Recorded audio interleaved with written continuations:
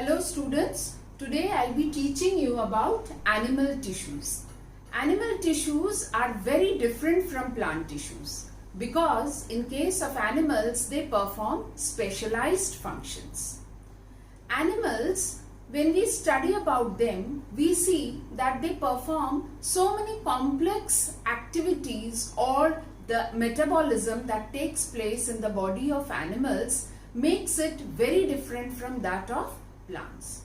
Mainly, there are four types of animal tissue: the epithelial tissue, the connective tissue, the muscular tissue, and the nervous tissue. When we study these four, we come to know that they perform different functions as per the requirement. Now today, we will first start with epithelial tissue.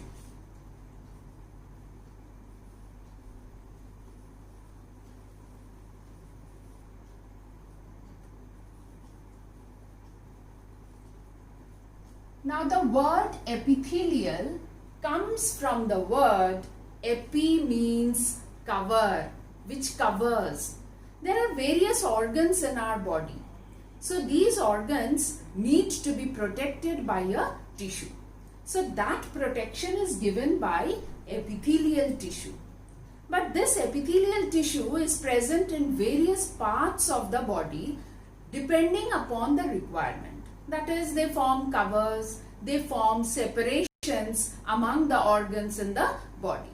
So based on how they look and how many layers they are or what type of function they do, they are of four types. First one is squamous epithelium.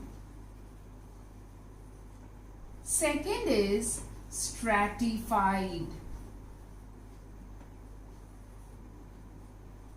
Third is columnar, and fourth is cuboidal.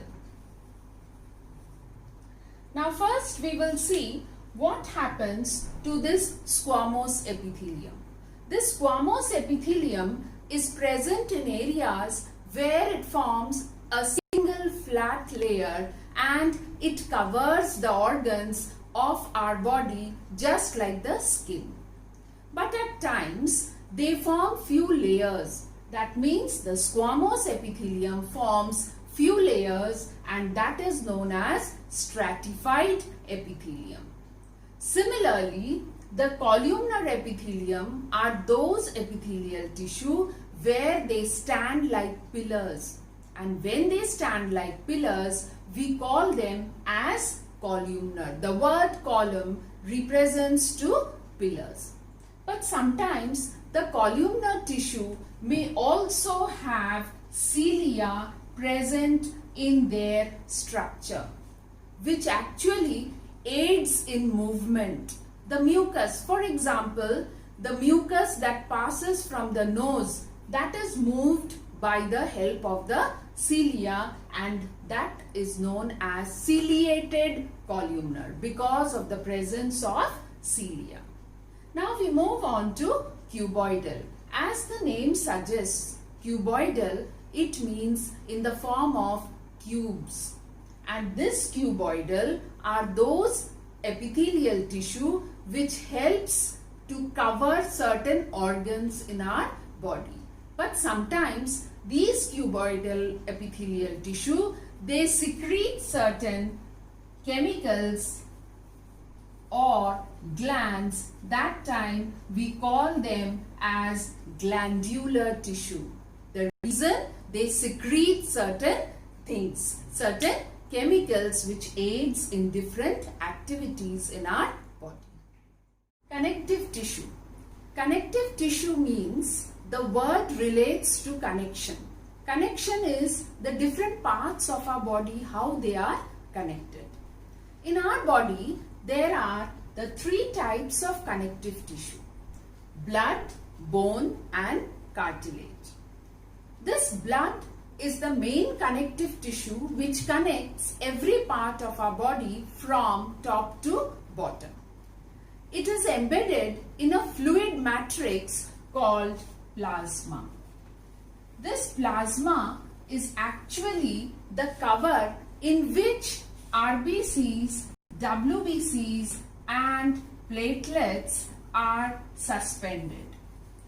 Now, regarding the function of RBC, we all know that RBC or the red blood cells, they carry the oxygen.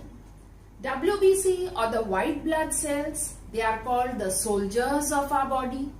The platelets, they help in clotting of blood, or we also call them as plumbers of our blood system or the blood. Then we come to bone. Bone is also the main framework of our body. This bone is connected to another bone or to another muscle in order to give support and give a framework to our body. This bone is also embedded or covered in a matrix which is made up of calcium and phosphorus. The bone, when bone is connected to bone, it is done through a tissue called the ligament. We use the word L here, ligament. That means bone is connected to bone with the help of a ligament. Many of you might have heard about a ligament fracture. What is this ligament tearing or the fracture? It is when one bone is connected to another bone and the connection has been torn due to some activity or due to some injury. Then when bone is connected to muscle, it is always connected with the help of tendons, what we represent as T. So this tendon connects the bone to the muscle. Next we come to the cartilage. This is a soft tissue which is present in areas of our ears, external ear, the nose. This is the place where bones cannot be present because they need flexibility. Next is muscular tissue. The muscular tissues are the tissues which are present in our muscles. These muscular tissues, they are of three types: striated, unstriated and cardiac. Now first is striated. The word striated means striations or bands. Just like this, when there are muscles and on that there are bands, they are called as striated muscles. These striated muscles are found in areas where voluntary actions take place. That means the actions which are under our control, our wish, our will. These muscles, they are long, cylindrical and they are helpful in doing or performing all the voluntary actions by animals or humans. Next comes unstriated muscles. They are also called as smooth muscles. The reason of being called smooth muscles is they do not have striations or they do not have any bands. They are branched, cylindrical, but they are always performing the involuntary actions in our muscles. Then comes the cardiac muscles. The word cardiac relates to heart. That means the muscles present in and around the heart. They are present around the heart and they continuously perform rhythmic contraction and relaxation. That starts at the time of birth and continues till the death. That means the cardiac muscles, they do not stop their function even for a second. All these muscles, they are able to contract and relax as per the need of the movement just because of the presence of a protein called contractile protein. It is called as contractile protein. Now the last tissue, that is the nervous tissue. The word nervous comes from the word nerve, or it is also called as neuron. What does the word neuron signifies?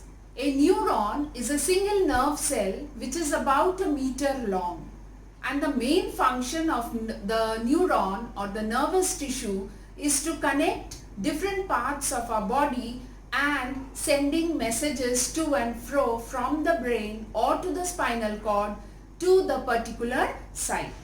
Now when we look at the nervous tissue, we see that a neuron, which consists of a cell body and has got a nucleus, has got certain branches called the dendrites. And these cell body or the dendrites pass on to the next part, that is the axon. This axon is the mediator in transforming information from one end to the other end. And then comes the last part of the neuron, that is the nerve ending. So basically the information which passes from one end to the other end of the body is because of one nerve cell, which is also called as the neuron.